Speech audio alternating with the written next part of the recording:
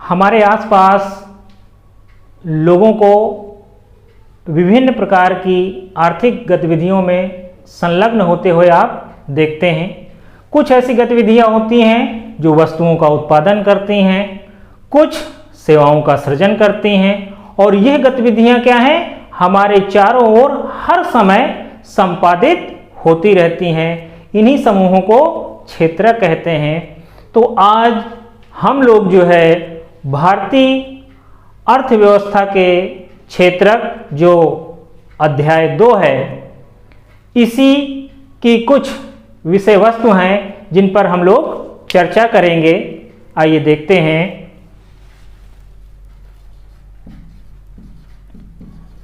विषय वस्तु पहला है आर्थिक कार्यों के क्षेत्रक।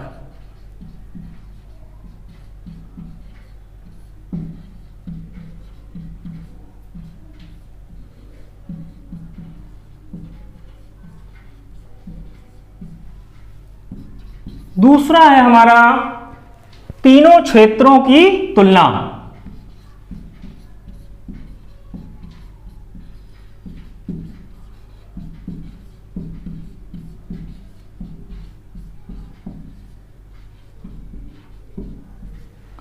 और तीसरा है आपका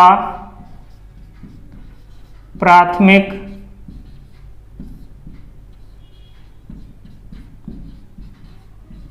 द्वितीय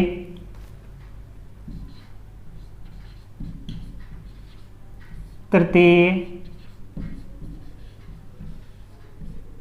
क्षेत्रक। हम इस पर विस्तार से चर्चा करेंगे। आर्थिक कार्यों के क्षेत्रक। तो जो आर्थिक गतिविधियां होती हैं, इसको जो है हम 3 विभिन्न श्रेणियों में वर्गीकृत कर सकते हैं। आपका प्राथमिक क्षेत्रक, द्वितीयक क्षेत्रक और तीसरा है आपका तृतीयक क्षेत्रक।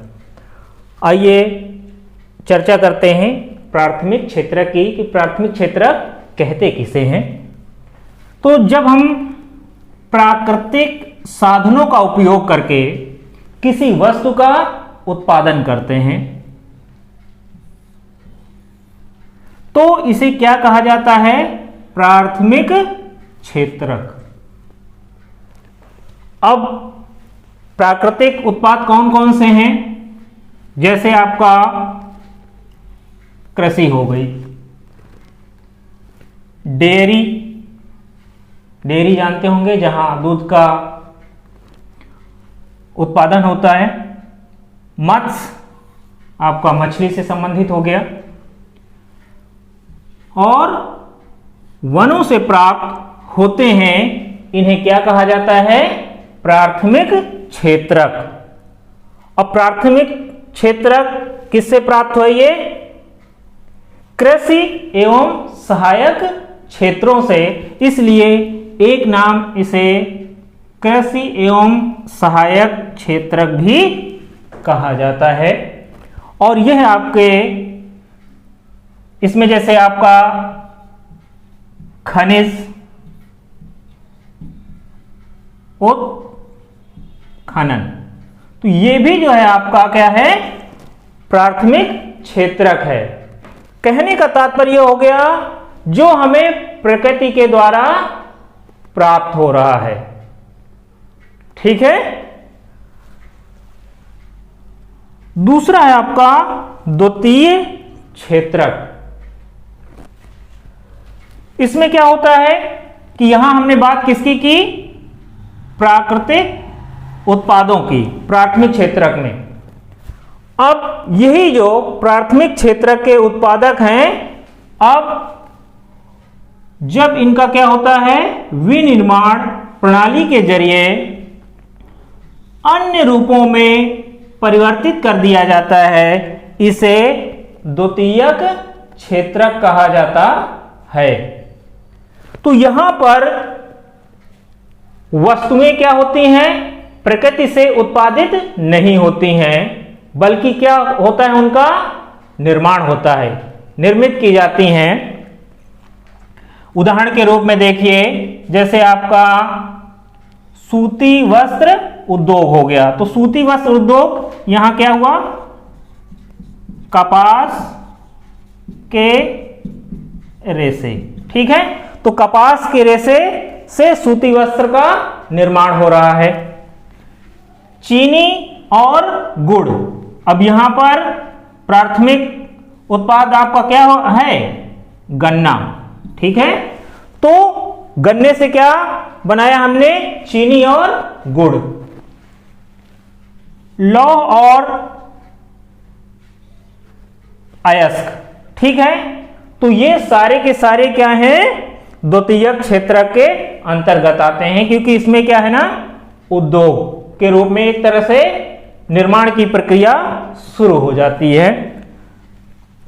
चूंकि ये सारे के सारे जो क्षेत्र हैं, यानी कि द्वितीयक क्षेत्र में विनिर्माण प्रणाली होती है, तो किसमें होती है, उद्योगों में होती है, तो इसलिए इसे औद्योगिक क्षेत्र भी कहा जाता है।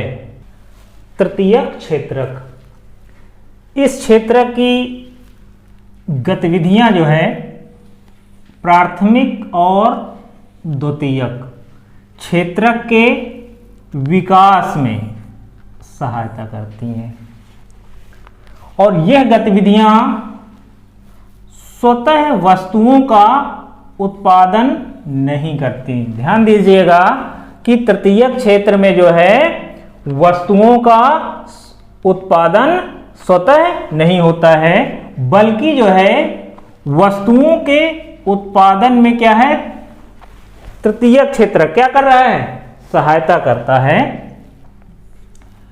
जैसे आपका परिवहन हो गया। उदाहरण के रूप में समझिएगा कि आपने कपास के रेशे से कपड़ा निर्मित किया, और उस कपड़े को अब आपको मार्केट में बेचना है, तो उसके लिए क्या करेंगे आप, परिवहन के माध्यम से एक स्थान से दूसरे स्थान ले जाएंगे। संचार,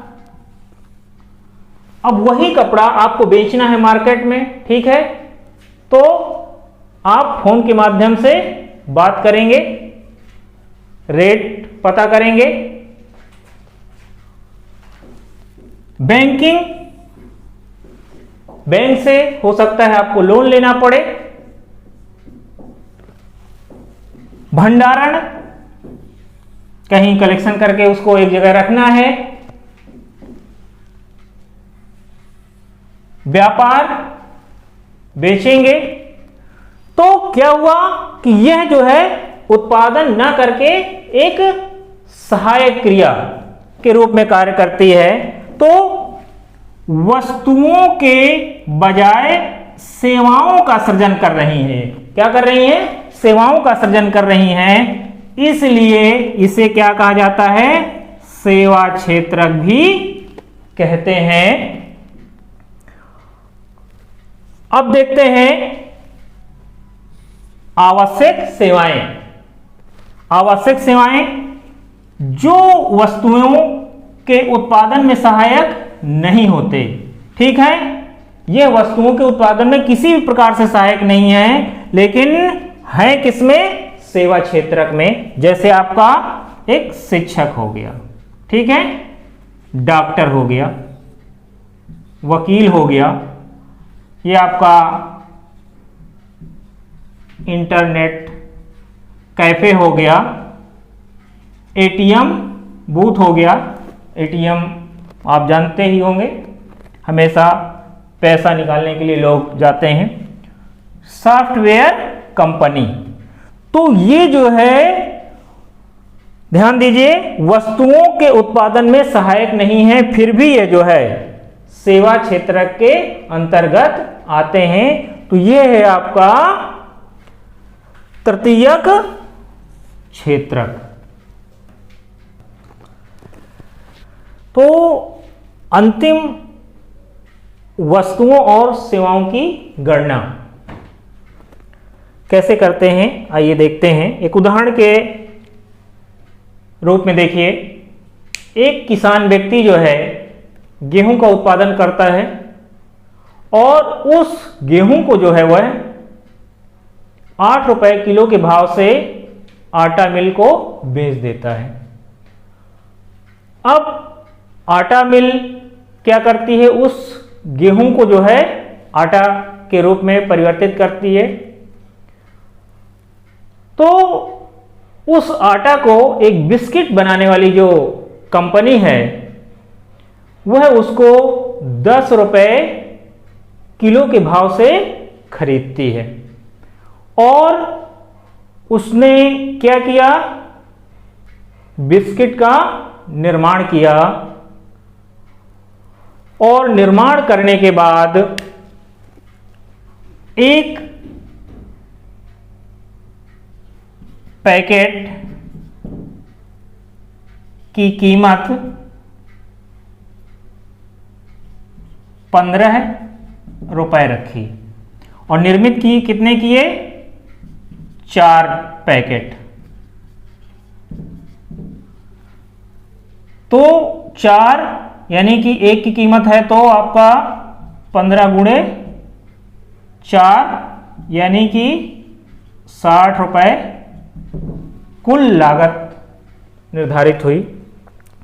तो जो बिस्किट का पैकेट है तो उसकी जो कीमत निर्धारित की गई, कितनी की गई, 15 रुपए प्रति पैकेट। तो ये क्या हो गया,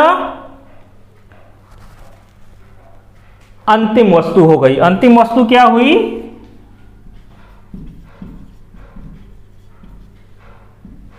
बिस्कुट हो गया।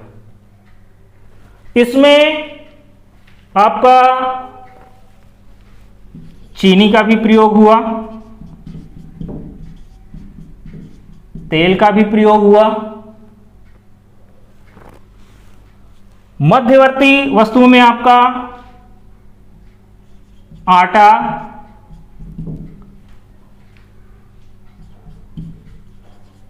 गेहूं, ये सारी की सारी क्या हो गई, मध्यवर्ती वस्तुएं हो गई।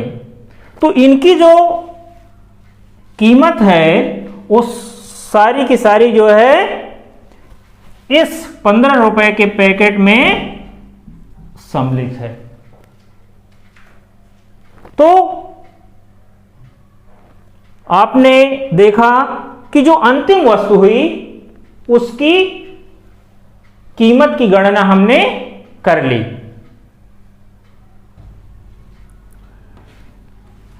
अब देखिए, किसी विशेष वर्ष, ध्यान दीजिएगा, विशेष वर्ष में प्रत्येक क्षेत्रक यानी कि प्राथमिक, द्वितीयक और तृतीयक के द्वारा उत्पादित अंतिम वस्तुओं और सेवाओं का मूल्य उस वर्ष में क्षेत्रक के कुल उत्पादन की जानकारी प्रदान करता है। तो अब देखिए, इससे एक परिभाषा निकल के आई,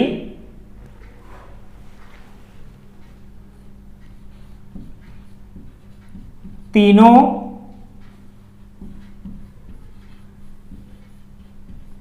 क्षेत्रकों के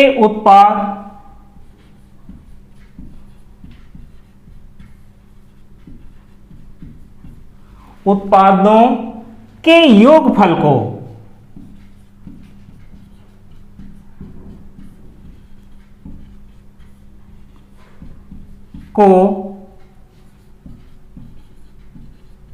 सकल घरेलू उत्पाद, जिसे संक्षेप में क्या कहते हैं, जीडीपी कहते हैं।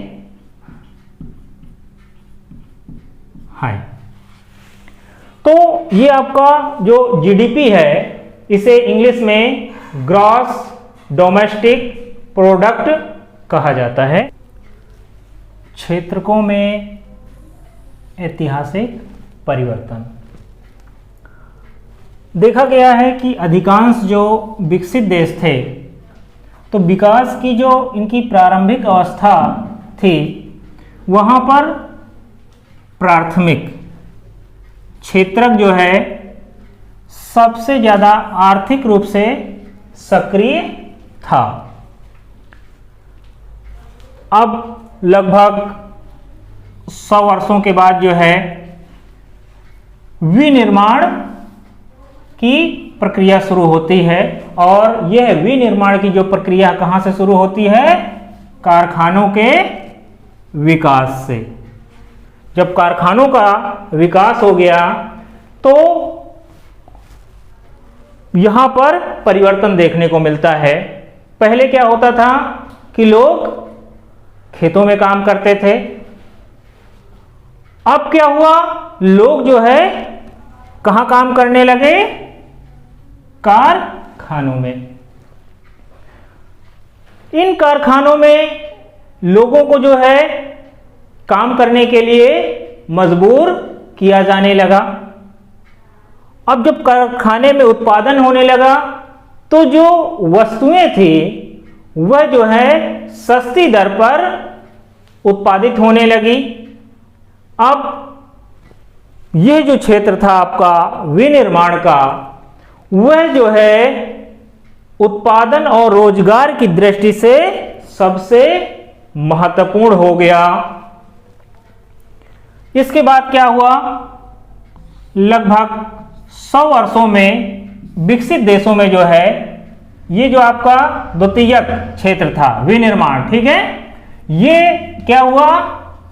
अब क्या हुआ कि तृतीय जो क्षेत्रक है इसका विस्तार होने लगा, यानी कि इसमें जो है सेवाएं लोगों को उपलब्ध होने लगी। तो इस क्षेत्र का जो है विस्तार बहुत तेजी से हुआ। तो आइए देखते हैं भारत में प्राथमिक, द्वितीयक और तृतीयक क्षेत्रक। तो देखेंगे कि जो तृतीयक क्षेत्र है हमारा, ठीक, इसका महत्व किस प्रकार से बढ़ा।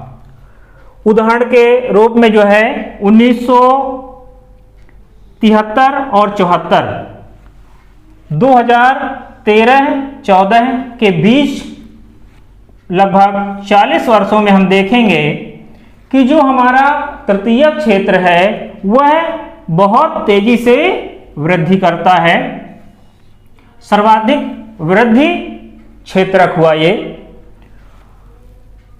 कहने का तात्पर्य यह हो गया कि तृतीयक क्षेत्र ने जो है प्राथमिक क्षेत्रक को प्रतिस्थापित कर दिया और सबसे बड़े क्षेत्रक के रूप में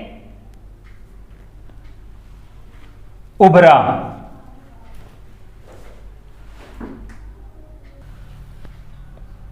भारत में जो तृतीयक क्षेत्र है तो ये महत्वपूर्ण क्यों हुआ, इसके कारण आइए देखते हैं।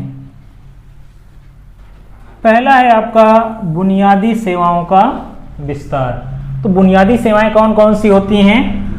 जैसे आपका अस्पताल हो गया, शैक्षिक संस्थाएं,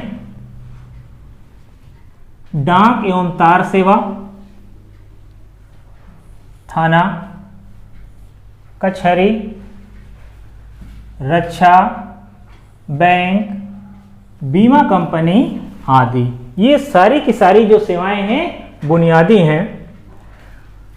दूसरा है आपका कृषि एवं उद्योगों का विकास। तो जब कृषि क्षेत्र हो उसके उत्पाद उद्योगों में जाएंगे, ठीक है, तो उसके लिए हमें जरूरत किसकी पड़ेगी? परिवहन की। तो परिवहन का विकास हुआ, इससे व्यापार भी विकसित हुआ। अब जब ये सारी चीजें हो गई तो क्या हुआ? आय का बढ़ना, यानी कि लोगों के पास अब पर्याप्त मात्रा में आय के स्रोत हो गए और आय उनके पास हो गई, पैसा। तो अब जब लोगों के पास पैसा हो गया तो लोग पर्यटन करने लगे। शॉपिंग, निजी विद्यालय लोगों ने खोलने प्रारंभ कर दिए और निजी अस्पताल। तो इससे जो सेवा का क्षेत्र है वो क्या हुआ, बढ़ा। सूचना और संचार में इंटरनेट कैफे हो गया और आपका एटीएम बूथ हो गया। तो ये सारे क्षेत्र क्या हुए, बहुत तेजी से विकसित हुए और विकसित होने के कारण जो है, जो सेवा का क्षेत्र है, जिसे तृतीयक क्षेत्र को क्या कहा जाता है, सेवा क्षेत्रक। तो सेवा के क्षेत्र में क्या हुआ, बहुत अधिक विस्तार हुआ। अब देखिए क्या हुआ कि जो सेवा क्षेत्र था इसकी संख्या क्या है, सीमित है। यानी कि यह जो है कुछ ही भागों में है। इसमें आपका कुशल और शिक्षित श्रमिकों को रोजगार मिला। साथ ही साथ जो है बहुत अधिक मात्रा में लोगों को रोजगार उपलब्ध नहीं हो पाया और जो आपका कृषि क्षेत्रक है, आज भी अगर हम देखते हैं तो भारत में क्या है, जो आपका प्राइमरी सेक्टर है, ठीक है, यहां पर पर्याप्त मात्रा में जो है रोजगार उपलब्ध है। तो कह सकते हैं कि ये जो आपका प्राथमिक क्षेत्र है ये सबसे बड़ा नियोक्ता है किस क्षेत्र में, रोजगार देने के मामले में। 2011 और 12 के अनुसार जो है लगभग 49% लोगों को जो है प्राथमिक सेक्टर में जो है रोजगार उपलब्ध है। जीडीपी यानी कि सकल घरेलू उत्पाद में भारत की जो कृषि क्षेत्र का योगदान है वो मात्र क्या है, 1/4 भाग ही है, लेकिन रोजगार के मामले में आगे है। द्वितीयक और जो तृतीयक क्षेत्रक हैं इनका जीडीपी में योगदान कितना है, 3/4 भाग है। तो रोजगार के क्षेत्र में, ठीक है, कृषि आज भी जो है प्रथम है। तृतीयक क्षेत्रक आपका और द्वितीयक क्षेत्रक यह अधिक मात्रा में रोजगार का सृजन नहीं करते हैं जितना कि जो है बड़ा नियोक्ता आपका प्राथमिक क्षेत्र है।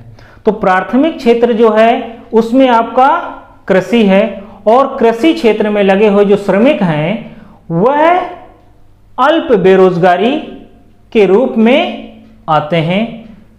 तो इसके आगे का जो मैं वीडियो बनाऊंगा पार्ट 2 के रूप में आर्थिक विकास के क्षेत्र नामक ये जो चैप्टर है, तो इसमें मैं आपको बताऊंगा कि स्वामित्व आधारित क्षेत्रक कौन कौन से हैं जिनमें आपका निजी और सार्वजनिक, साथ ही साथ अतिरिक्त रोजगार का सृजन कैसे किया जा सकता है, संगठित और असंगठित क्षेत्रकों के विषय में चर्चा करेंगे। तो देखना मत भूलिएगा इसका पार्ट 2। धन्यवाद।